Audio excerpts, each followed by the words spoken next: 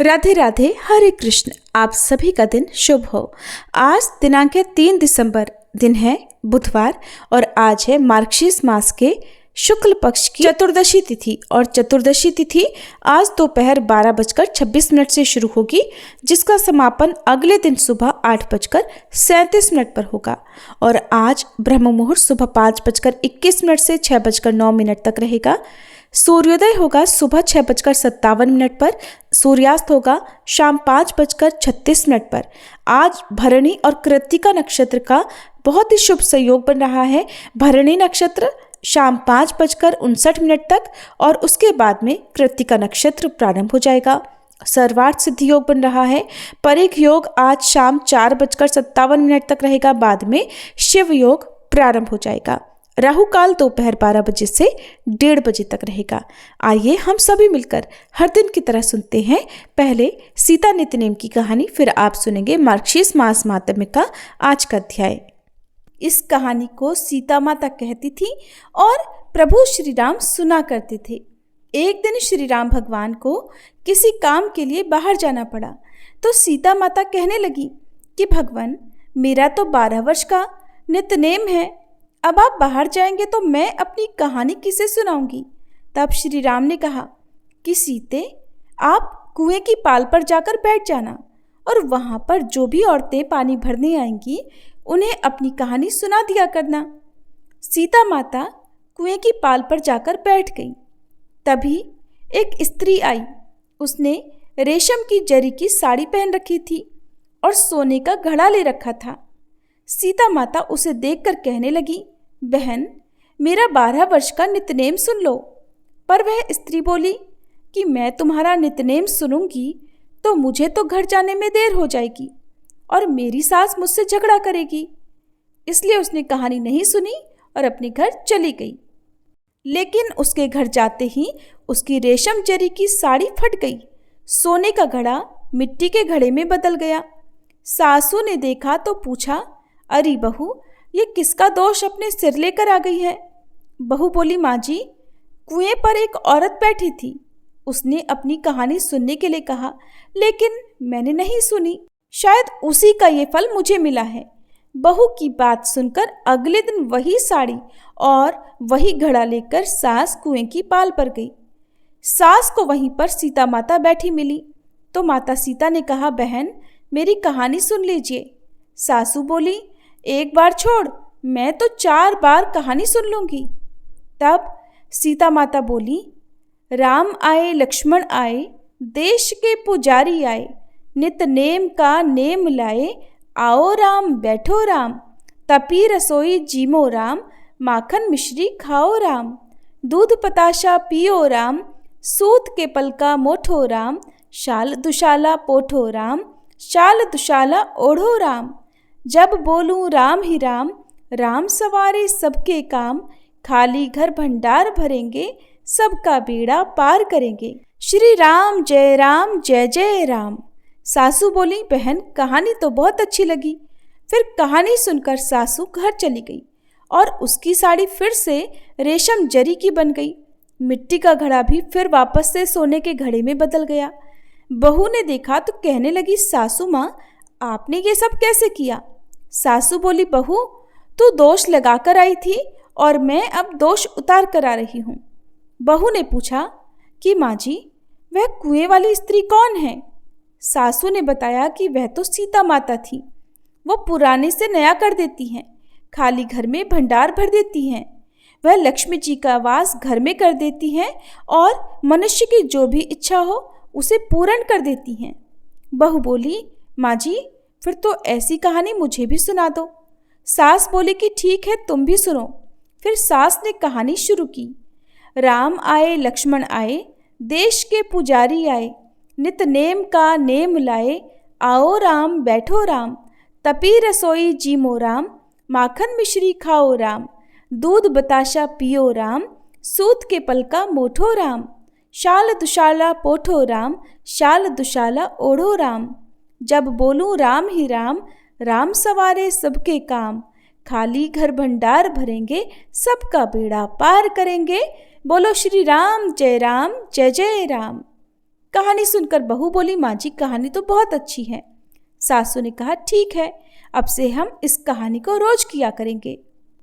अब सास बहू रोज सवेरे उठती, नहाती धोती और पूजा करने के बाद नित्य-नेम की सीता माता की कहानी कहती।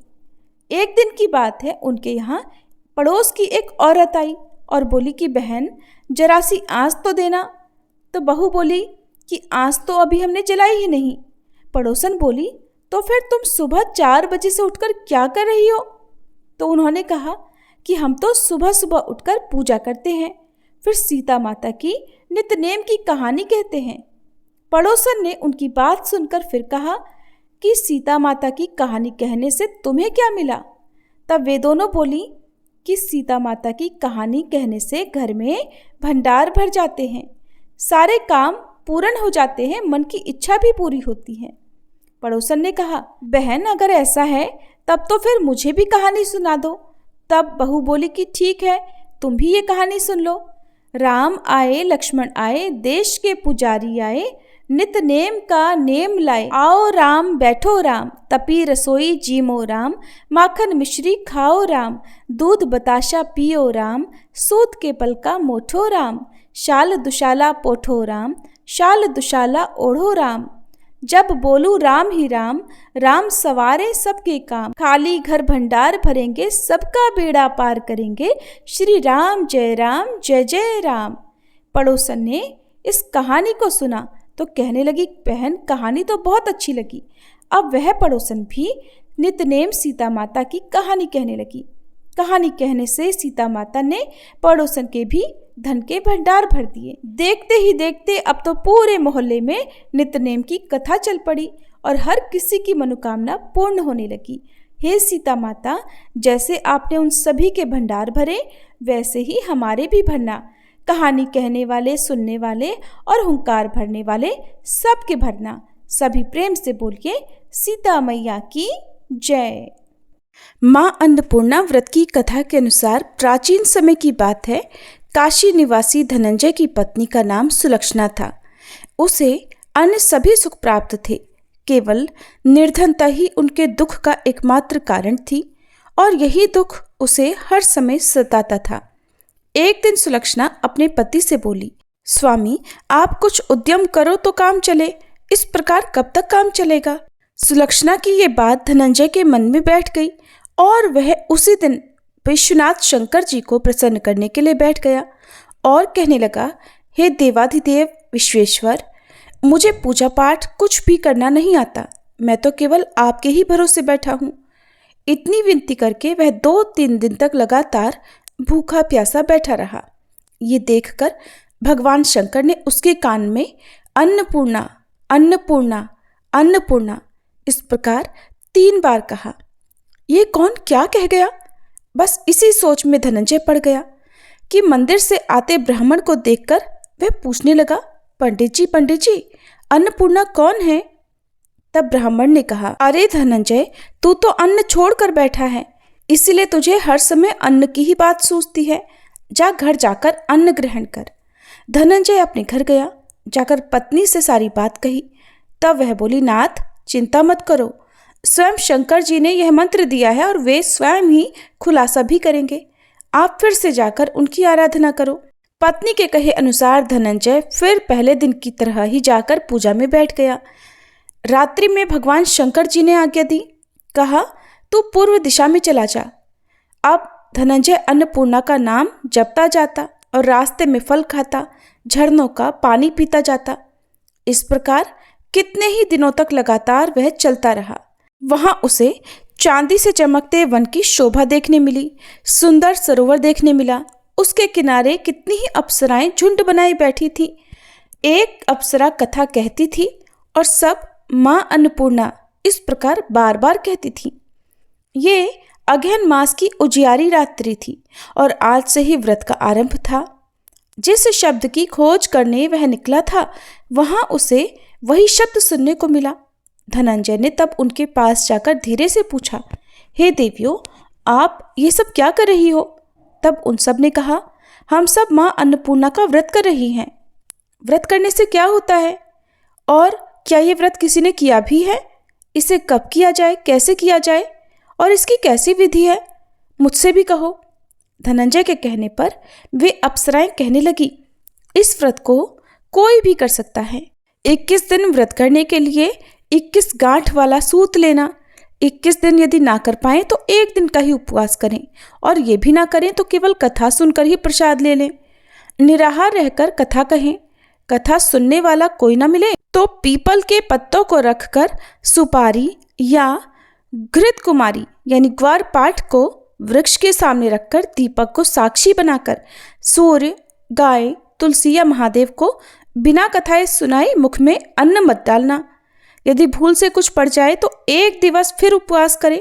व्रत के दिन क्रोध ना करें और झूठ ना बोलें। अप्सराओं के द्वारा विधि बताने पर धनंजय बोला, फिर बताइए इस व्रत के करने से क्या होगा। तब वे कहने लगी, इसके करने से अंधे को नेत्र मिल जाता है, लूलों को हाथ मिल जाता है, निर्धन के घर धन के भंडार भर जाते हैं, बांझन को संतान मिलती है, मूर्ख को विद्या मिलती है, और जो जिस कामना से व्रत को करता है माँ उसकी वह हर कामना पूर्ण करती हैं। धनंजय कहने लगा, बहनों, मेरे घर में भी धन नहीं है, विद्या नहीं है, कुछ भी तो नहीं है मेरे पास। मैं तो दुखिया ब्राह्मण हूँ, मुझे इस व्रत का सूत दोगी क्या? हाँ भाई, तेरा कल्याण हो, हम तुझे सूत देंगी, ले इस व्रत का मंगल सूत ले ले। तब धनंजय ने उन अप्सराओं से सूत लेकर व्रत को किया। व्रत पूरा हुआ। तभी सरोवर में से 21 खंड की स्वर्ण सीढ़ी हीरा मोती जड़ी हुई प्रकट हुई। धनंजय जय अन्नपूर्णा कहता जाता था। इस प्रकार जाने कितनी ही सीढ़ियां वह उतरता गया। तब अंदर जाकर उसने क्या देखा कि करोड़ों सूर्यों से प्रकाशमान मां अन्नपूर्णा का मंदिर है। उसके सामने स्वर्ण सिंहासन पर मां अन्नपूर्णा विराजमान है। सामने भिक्षा हेतु शंकर भगवान खड़े हैं। देवांगनाएं चवर डुला रही हैं। कितने ही हथियार बांधे पहरा दे रही हैं।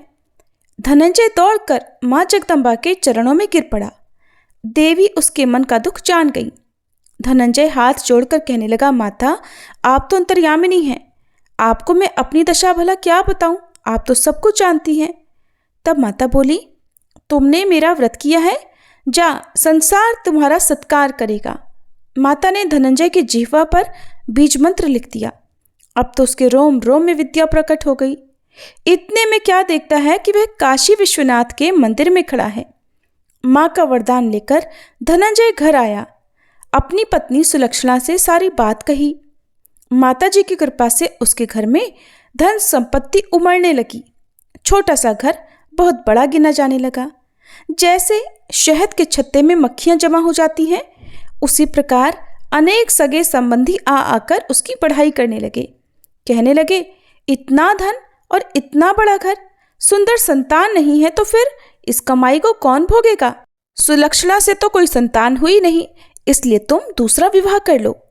अनिच्छा होते हुए भी धनंजय को दूसरा विवाह करना पड़ा और सती सुलक्षणा को सौतन का दुख झेलना पड़ा। इस प्रकार धीरे धीरे दिन बीतते गए। फिर अगहन मास आया। नए बंधन से बंधे पति से सुलक्षणा ने कहलवाया कि इस व्रत के प्रभाव से ही हम सुखी हुए हैं, इस कारण यह व्रत छोड़ना नहीं चाहिए। ये माता जी का प्रताप है जो हम इतने संपन्न और सुखी हुए हैं। सुलक्षणा की बात सुनकर धनंजय उसके यहाँ आया और व्रत में बैठ गया। नई बहू को इस व्रत के बारे में कुछ भी पता नहीं थी। वो तो धनंजय के वापस घर लौटने की राह देख रही थी। दिन बीतते गए और व्रत पूर्ण होने में केवल 3 दिन बाकी थे कि तभी नई बहू को खबर मिल गई। उसके मन में ईर्ष्या की ज्वाला दहक रही थी।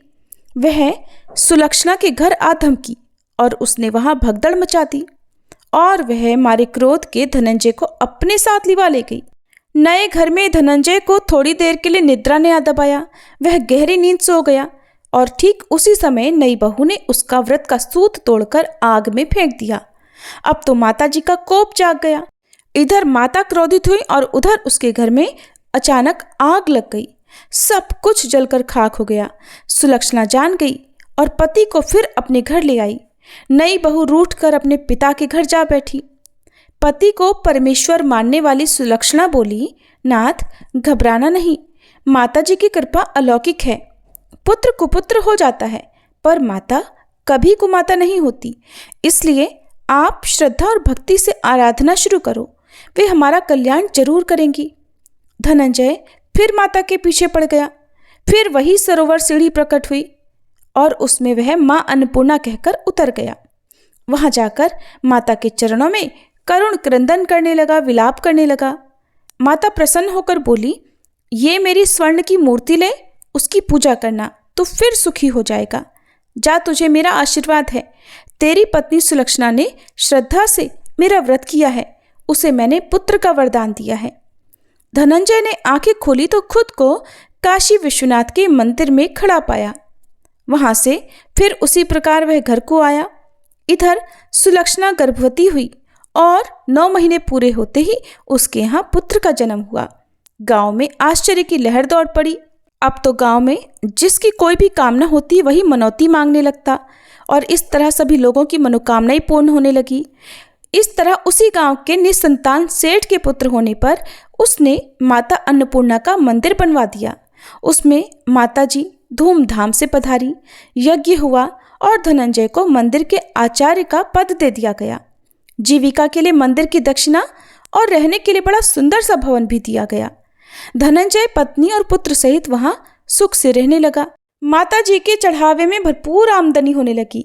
उधर नई बहू के पिता के घर डाका पड़ गया, सब कुछ लुट गया और वे भीख मांगकर अपना पेट भरने लगे। सुलक्षणा ने जब यह सुना तो उन्हें बुलावा भेजा और उनके आने पर उन्हें अलग घर में रख लिया और उनके अन्न वस्त्र का प्रबंध भी कर दिया। धनंजय, सुलक्षणा और उसका पुत्र माता जी की कृपा से आनंद से रहने लगे। माता जी ने जैसे उनके भंडार भरे वैसे सबके भंडार भरे। सभी प्रेम से बोलिए, अन्नपूर्णा माता की जय। अब सुनिए आज का अध्याय। नारद जी कहते हैं, मुने श्री रामचंद्र जी ने महर्षि वशिष्ठ तथा माताओं को प्रणाम करके उन सबको भरत के साथ विदा कर दिया। इसके बाद महर्षि अत्रि तथा उनकी पत्नी अनुसुईया जी को, शरभंग मुनि को, सुतीक्ष्ण को तथा अगस्त जी के भ्राता अग्निजीव मुनि को प्रणाम करते हुए श्री रामचंद्र जी ने अगस्त मुनि के आश्रम पर जाकर उनके चरणों में मस्तक झुकाया और मुनि की कृपा से दिव्य धनुष और दिव्य खड्ग प्राप्त करके वे दंडकारण्य में आए। वहां जन स्थान के भीतर पंचवटी नामक स्थान में गोदावरी के तट पर रहने लगे। एक दिन शूर्पणखा नाम वाली भयंकर राक्षसी राम, लक्ष्मण तथा सीता जी को खा जाने के लिए पंचवटी में आई, किंतु श्री रामचंद्र जी का अत्यंत मनोहर रूप देखकर वह काम के अधीन हो गई और बोली, तुम कौन हो, कहाँ से आए हो और मेरी प्रार्थना से अब तुम मेरे पति हो जाओ। यदि मेरे साथ तुम्हारा संबंध होने में अगर ये दोनों सीता और लक्ष्मण बाधक हैं तो मैं इन दोनों को अभी खा लेती हूँ। ऐसा कहकर वह उन्हें खा जाने को तैयार हो गई। तब श्री रामचंद्र जी के कहने से लक्ष्मण जी ने शूर्पणखा की नाक और कान दोनों काट डाले। कटे हुए अंगों से रक्त की धारा बहाती हुई शूर्पणखा अपने भाई खर के पास गई और इस तरह बोली, खर, मेरी नाक कट गई। इस अपमान के बाद मैं जीवित नहीं रह सकती। अब तो मेरा जीवन तभी रह सकता है जबकि तुम मुझे राम का, उनकी पत्नी सीता का और उनके छोटे भाई लक्ष्मण का गरम गरम रक्त पिलाओ। खर ने उसको बहुत अच्छा कहकर शांत किया और दूषण तथा त्रिशिरा के साथ 14,000 राक्षसों की सेना लेकर श्री रामचंद्र जी पर चढ़ाई कर दी। श्री राम जी ने भी उन सब का सामना किया और अपने बाणों से राक्षसों को बींधना आरंभ कर दिया। शत्रुओं की हाथी, घोड़े, रथ और पैदल सहित समस्त चतुरंगड़ी सेना को उन्होंने यमलोक पहुंचा दिया तथा अपने साथ युद्ध करने वाले भयंकर राक्षस खर, दूषण और त्रिशिरा को भी मौत के घाट उतार दिया। अब शूर्पणखा लंका में गई और रावण के सामने जाकर पृथ्वी पर गिर पड़ी।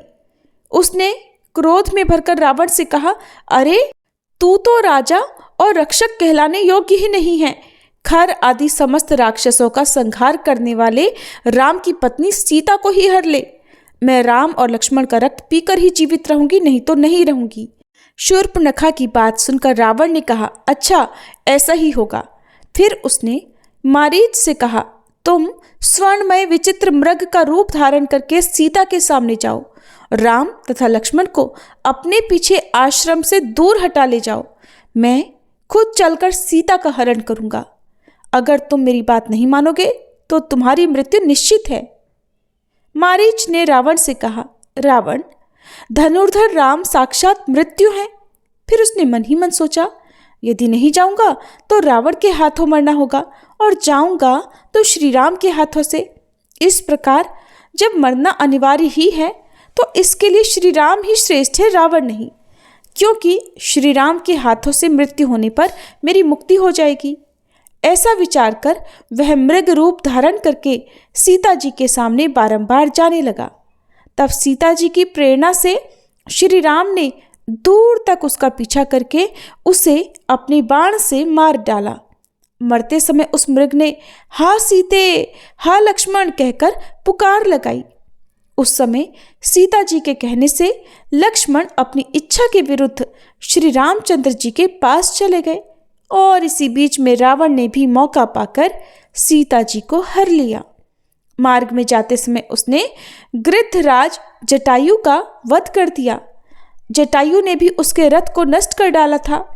रथ के ना रहने पर रावण ने सीता जी को कंधे पर बिठा लिया और उन्हें लंका में ले जाकर अशोक वाटिका में रखा। वहां वह सीता जी से बोला, तुम मेरी पटरानी बन जाओ। फिर राक्षसियों की ओर देखकर कहा, निशाचरियों, इसकी रखवाली करो। उधर श्री रामचंद्र जी जब मारीच को मारकर वापस लौटे तो लक्ष्मण जी को आते हुए देखकर बोले, सुमित्रा नंदन, वह मृग तो मायामय था, वास्तव में वो तो एक राक्षस था, किंतु तुम जो इस समय यहाँ आ गए हो, इससे लगता है निश्चित ही कोई सीता को हर कर ले गया। श्री रामचंद्र जी आश्रम पर गए, किंतु वहां उन्हें सीता जी नहीं दिखाई दी।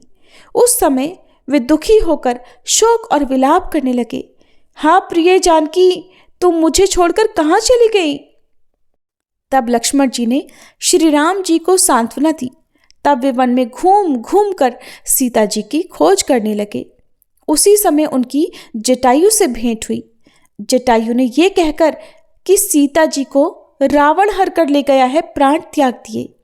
तब श्री रघुनाथ जी ने अपने हाथ से जटायु का दाह संस्कार किया। इसके बाद उन्होंने कबंध का वध किया। कबंध ने शाप मुक्त होने पर श्री रामचंद्र जी से कहा, अब आप सुग्रीव से मिलिए। नारद जी कहते हैं, श्री रामचंद्र जी पंपा सरोवर पर जाकर सीता जी के लिए शोक करने लगे। वहां वे शबरी से मिले। फिर हनुमान जी से उनकी भेंट हुई। हनुमान जी उन्हें सुग्रीव के पास लेकर गए और सुग्रीव के साथ उनकी मित्रता कराई। श्री रामचंद्र जी ने सबके देखते देखते ताड़ के 7 वृक्षों को एक ही बाण से बींध डाला और दुंदुभी नामक दानव के विशाल शरीर को पैर की ठोकर से 10 योजन दूर फेंक दिया। इसके बाद सुग्रीव के शत्रु बाली को, जो भाई होते हुए भी उनके साथ वैर रखता था, मार डाला और किष्किंधापुरी, वानरों का साम्राज्य, रूमा और तारा, इन सब को ऋष्यमुख पर्वत पर वानरराज सुग्रीव के अधीन कर दिया। और फिर किष्किंधापुरी के स्वामी सुग्रीव ने कहा, प्रभु श्री राम, आपको सीता जी की प्राप्ति जिस प्रकार भी हो सके ऐसा उपाय मैं कर रहा हूँ। यह सुनने के बाद श्री रामचंद्र जी ने माल्यवान पर्वत के शिखर पर वर्षा के 4 महीने बिताए और सुग्रीव किष्किंधा में रहने लगे। चौमासे के बाद भी जब सुग्रीव दिखाई नहीं दिए, तब श्री रामचंद्र जी की आज्ञा से लक्ष्मण ने किष्किंधा में जाकर कहा, सुग्रीव, तुम श्री रामचंद्र जी के पास चलो और अपनी प्रतिज्ञा पर अटल रहो, नहीं तो बाली मरकर जिस मार्ग से गया है वो मार्ग अभी बंद नहीं हुआ है, इसलिए बाली के पथ का अनुसरण ना करो। सुग्रीव ने कहा, सुमित्रा नंदन, विषय भोग में आसक्त हो जाने के कारण मुझे बीते हुए समय का भान ही नहीं रहा, अतः मेरे अपराध को क्षमा कीजिए। ऐसा कहकर वानरराज सुग्रीव श्री रामचंद्र जी के पास गए और उन्हें नमस्कार करके बोले, भगवान, मैंने सब वानरों को बुला लिया है, अब आपकी इच्छा के अनुसार सीता जी की खोज करने के लिए मैं उन्हें भेजूंगा। वे पूर्वादि दिशाओं में जाकर 1 महीने तक सीता जी की खोज करें। जो 1 महीने के बाद लौटेगा उसे मैं मार डालूंगा। ये सुनकर बहुत से वानर पूर्व, पश्चिम और उत्तर दिशाओं के मार्ग पर चल पड़े और वहां जनक कुमारी सीता जी को न पाकर नियत समय के भीतर श्री राम और सुग्रीव के पास लौट आए। हनुमान जी श्री रामचंद्र जी की दी हुई अंगूठी लेकर अन्य वानरों के साथ दक्षिण दिशा में जानकी जी की खोज कर रहे थे। वे लोग सुप्रभा की गुफा के निकट विंध्य पर्वत पर ही 1 मास से अधिक काल तक ढूंढते फिरे, किंतु उन्हें सीता जी का दर्शन नहीं हुआ। अंत में निराश होकर वे आपस में कहने लगे, हम लोगों को तो व्यर्थ ही प्राण देने पड़ेंगे। धन्य है वो जटायु जिसने सीता जी के लिए रावण के द्वारा मारा जाकर युद्ध में प्राण त्याग दिया था। उनकी ये बातें संपाति नामक गृध्र के कान में पड़ी। वह वानरों के प्राण त्याग की चर्चा से उनको खाने की ताक में लगा हुआ था, किंतु जटायु की चर्चा सुनकर वह रुक गया और बोला, वानरों, जटायु तो मेरा भाई था। वो मेरे ही साथ सूर्यमंडल की ओर उड़ा जा रहा था। मैंने अपनी पांखों की ओट में रखकर सूर्य की प्रखर किरणों के ताप से उसे बचाया, अतः वो तो सकुशल बच गया, किंतु मेरे पंख जल गए, इसलिए मैं यहीं गिर पड़ा। आज श्री रामचंद्र जी की वार्ता सुनने से फिर मेरे पंख निकल आए। अब मैं जानकी जी को देखता हूँ। वे लंका में अशोक वाटिका के भीतर हैं। लवण समुद्र के द्वीप में त्रिकूट पर्वत पर लंका बसी हुई है। यहाँ से वहां तक का समुद्र 100 योजन विस्तृत है। ये सब जानकर सब वानर श्री राम और सुग्रीव के पास चले जाए और उन्हें ये सारा समाचार बता दें। नारद जी कहते हैं, संपाति की बात सुनकर हनुमान और अंगद आदि वानरों ने समुद्र की ओर देखा। फिर वे कहने लगे, कौन समुद्र को लांघकर समस्त वानरों को जीवन दान देगा? वानरों की जीवन रक्षा और श्री रामचंद्र जी के कार्य की प्रकृष्ट सिद्धि के लिए पवन कुमार हनुमान जी 100 योजन विस्तृत समुद्र को लांघ गए। लांघते समय अवलंबन देने के लिए समुद्र से मैनाक पर्वत उठा। हनुमान जी ने दृष्टि मात्र से उसका सत्कार किया। फिर छायाग्राहिणी सिंही ने सिर उठाया। वह उन्हें अपना ग्रास बनाना चाहती थी, इसलिए हनुमान जी ने उसे मार गिराया। समुद्र के पार जाकर उन्होंने लंकापुरी देखी, राक्षसों के घरों में खोज की, रावण के अंतःपुर में तथा कुंभकर्ण, विभीषण, इंद्रजीत तथा अन्य राक्षसों के ग्रहों में जाकर तलाश की। मद्यपान के स्थानों आदि में भी चक्कर लगाया, किंतु कहीं भी सीता जी उनकी दृष्टि में नहीं पड़ी। अब तो वे बड़े भारी चिंता में पड़ गए। अंत में जब वे अशोक वाटिका की ओर गए तो वहां शिंशपा वृक्ष के नीचे सीता जी उन्हें बैठी दिखाई दी। वहां राक्षसियां उनकी रखवाली कर रही थी। हनुमान जी ने शिंशपा वृक्ष पर चढ़कर देखा, रावण सीता जी से कह रहा था, तू मेरी पत्नी हो जा, किंतु वे स्पष्ट शब्दों में ना कह रही थी। वहां बैठी हुई राक्षसियां भी यही कहती थी, तू रावण की स्त्री हो जा। और फिर जब रावण वहां से चला गया तब हनुमान जी ने इस प्रकार कहना आरंभ किया, अयोध्या में दशरथ नाम वाले एक राजा थे। उनके 2 पुत्र राम और लक्ष्मण वनवास के ले गए। वे दोनों भाई श्रेष्ठ पुरुष हैं। उनमें श्री रामचंद्र जी की पत्नी जनक कुमारी सीता आप ही हो। रावण आपको बलपूर्वक हर ले आया है। श्री रामचंद्र जी इस समय वानरराज सुग्रीव के मित्र हो गए हैं। उन्होंने आपकी खोज करने के लिए ही मुझे भेजा है और पहचान के लिए गूढ़ संदेश के साथ श्री रामचंद्र जी ने अंगूठी दी है। उनकी दी हुई ये अंगूठी आप ले लीजिए। सीता जी ने हनुमान जी से वह अंगूठी ले ली। उन्होंने वृक्ष पर बैठे हुए हनुमान जी को देखा।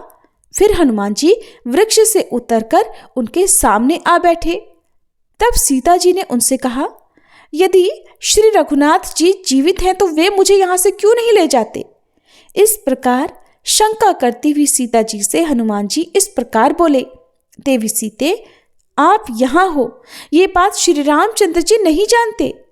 मुझसे यह समाचार जान लेने के बाद सेना सहित वे राक्षस रावण को मारकर वो तुमको यहाँ से अवश्य ले जाएंगे।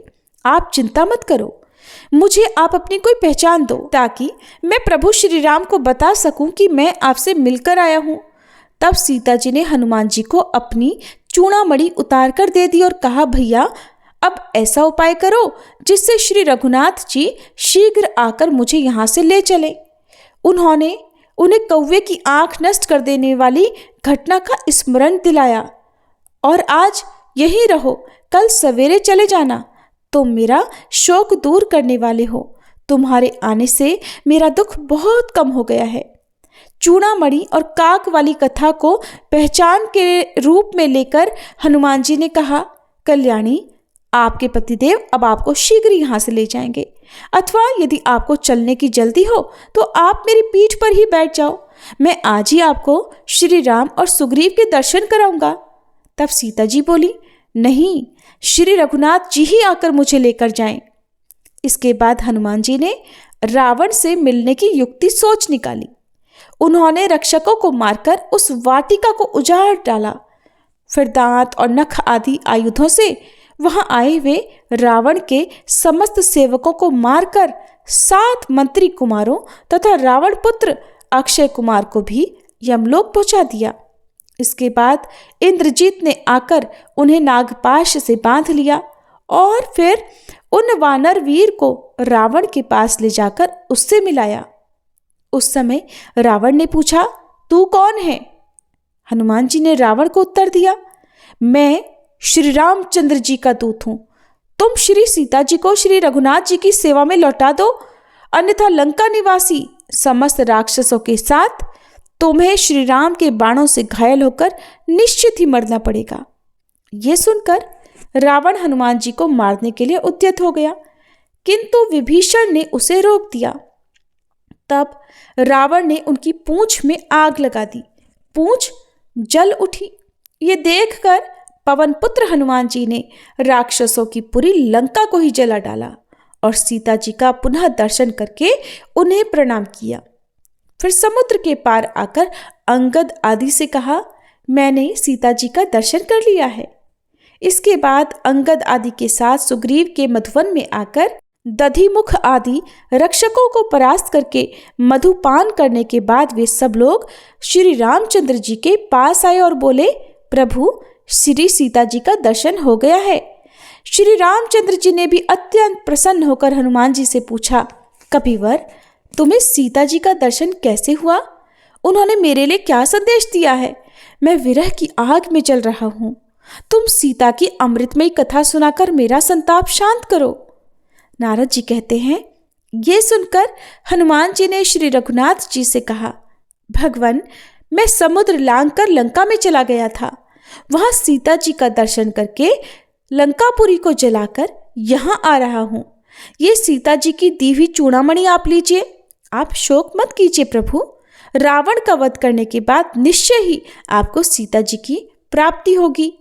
श्री रामचंद्र जी उस मणि को हाथ में लेकर विरह से व्याकुल होकर रोने लगे और बोले, इस मणि को देखकर ऐसा लग रहा है मानो मैंने सीता को ही देख लिया हो। अब मुझे सीता जी के पास लेकर चलो, मैं उनके बिना जीवित नहीं रह सकता। उस समय सुग्रीव आदि ने श्री रामचंद्र जी को समझा बुझाकर शांत किया और फिर इसके बाद श्री रघुनाथ जी समुद्र के तट पर गए। वहां उनसे विभीषण आकर मिले।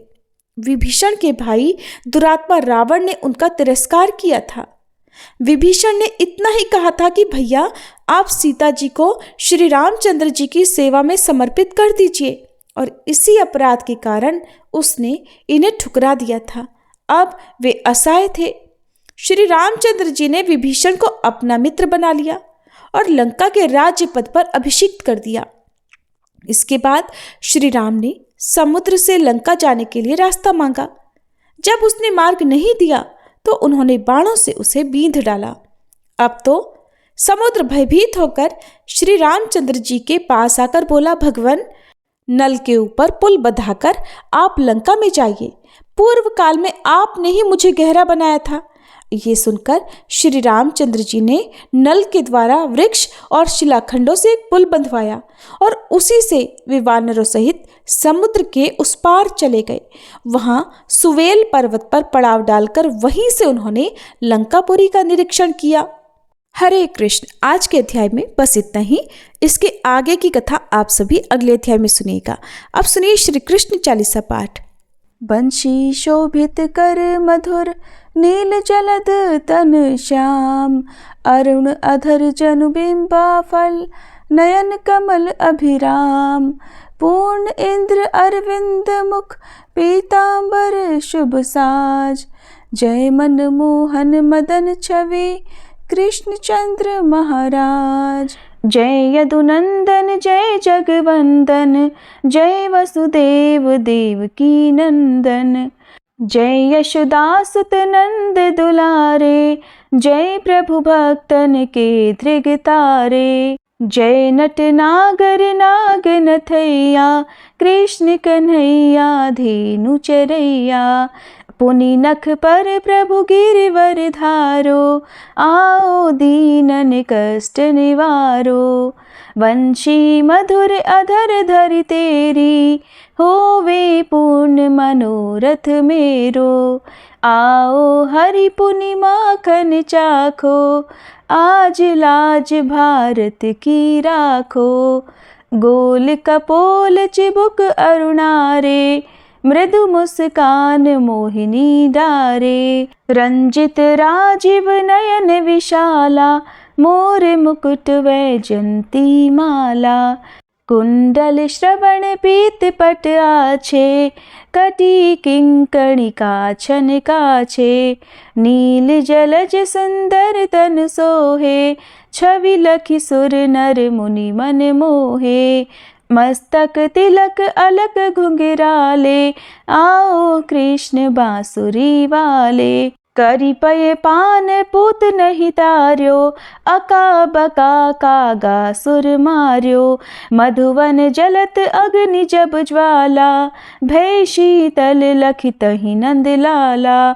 सुरपति जब ब्रज चढ़ियो रिसाई, मसूर धार वारी वर्षाई, लगत लगत ब्रज चहन बहायो, गोवर्धन नख धारी बचायो, लखिय सुदा मन भ्रम अधिकाई, मुख मह 14 भुवन दिखाई, दुष्ट कंस अति उधम मचायो, कोटि कमल जब फूल मंगायो, नाथी काली यही तब तुम लीन्हे, चरण चिन्ह दे निर्भय कीन्हे, करी गोपिन संग रास विलासा, सबकी पूरण करी अभिलाषा, केतिक महा असुर संग हार्यो, कंस ही केस पकड़ दे मार्यो, मात पिता की बंदी छुड़ाई, उगर सेन कह राज दिलाई, मही से मृतक 6 सुत लायो,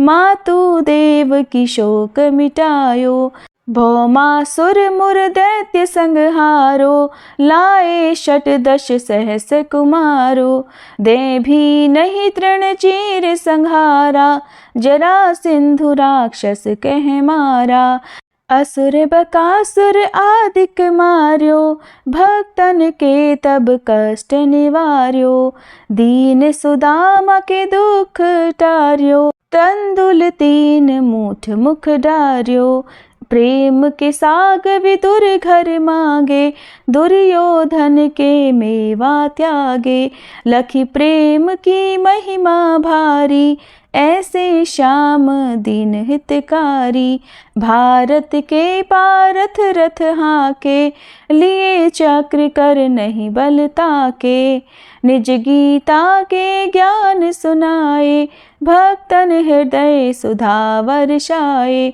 मीरा थी ऐसी मत वाली, विष पी गई बजा कर ताली, राना भेजा सांप पिटारी, शालिग्राम बने बनवारी, निज माया तुम विध ही दिखायो, उरते संशय सकल मिटायो, तब शत निंदा करी तत्काला, जीवन मुक्त भयो शिशुपाला।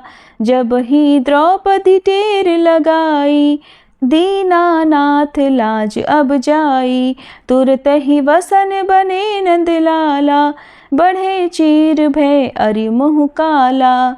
असनाथ के नाथ कन्हैया, डूबत भंवर बचावत नैया। सुंदर दास आस उरधारी, दया दृष्टि की जय बनवारी।